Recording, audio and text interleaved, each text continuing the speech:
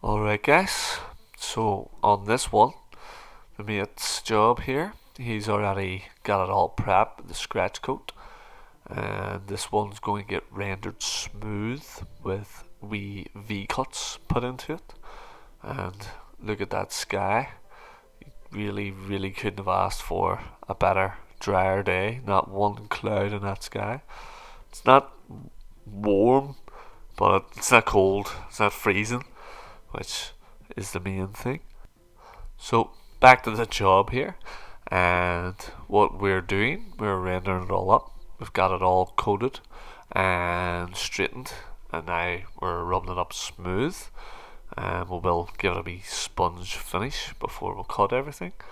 And what's been done previous? Let's see. So I think it was brick underneath, so it would have all had a coat of ASBR and a 3-to-1 coat over the top with ASBR and waterproofers in it. So pretty solid background to be plastering over. We did give it a wee light mist a couple of times. Didn't want to go too crazy, as we do want this to dry. We have got quite a thick coat on this as well, as you want to beat your scratch coat when it comes to cutting it out. The last thing you want to do is try to cut your V and realise you can't go that deep because you haven't put enough on. That's the biggest mistake you could make when it comes to that sort of thing. So yeah, now we're doing 4-to-1. There's a wee taste of waterproof in this and a wee taste of mortar mix also. Very nice stuff. You can actually see it turns even like a darker grey as it starts to go off a bit, which is kind of even nicer in my opinion. But yeah, nice gear. Mixed it up a wee bit more body to it so that we could get it on a wee bit heavier, as again you don't want to be messing about here. You want to get it on, get it straight, get it rubbed, get it cut, all in that order. And you want to do it sort of as quick as possible. You don't want to cut when it's too soft. There is a happy medium when you're cutting this stuff. You don't want to cut when it's too soft. You want to cut it just right, just as it's starting to pick up. Again, you don't want it too dry either, because especially this sand, it was a bit pitty. Where if you cut it too dry, that tends to chip a lot more. This was doing that quite a bit. Certain places there was just a lot of wee pits in the sand, sharp sand, plastering sand. Again, that's where you get the strength. So you do need plastering sand. People always talk about building sand and plastering sand and all the likes and mixing them together. But personally, if you want a good job, it's going to last years and years and years and years. Just go with the washed plastering sand. Um, so yeah, quite high here. The same steps I'm on are actually massive, and the scaffold there is obviously quite high as well. It's like about 6 foot high or something. So yeah, it's got a bit of height to it, which just makes it that bit more awkward. But yeah, once you get it straight, again, that's another thing you want to do if you are cutting V's.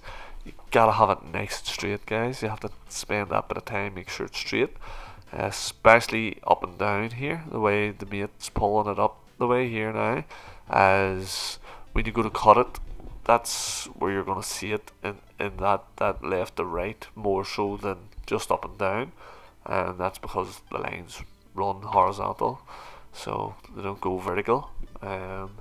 Funny, might bring that out. Might start doing some vertical V's. That could look nice. Might change things up. Start doing some verticals. Who do you think? No, but sure. You just can let me know what you think of the end product here, and let me know.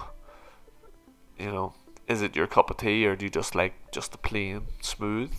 To me, V cuts and lines cut in render, sort of make me think of like town, like city town, just the outskirts of a town. That's the kind of style, that sort of town type of house.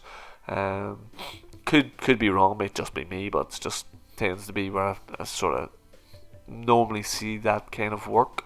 And then like spans and dice, it's more countryside type of work. But yeah, let me know your thoughts on that, guys. What do you think? And I'll give you a wee shot here of the job all cut and finished. Didn't get any action of the cutting here, but let me know what your thoughts on this finish, guys. So again, some of the wee bits you see sort of like slightly different colours is just where it's been touched up again with a sponge, and when it actually sets fully through, they should be virtually invisible. It's just where when you cut the line, you sort of sometimes have to just touch it up again a wee slight bit. And again, it's all going to be painted, so that's not really a big deal.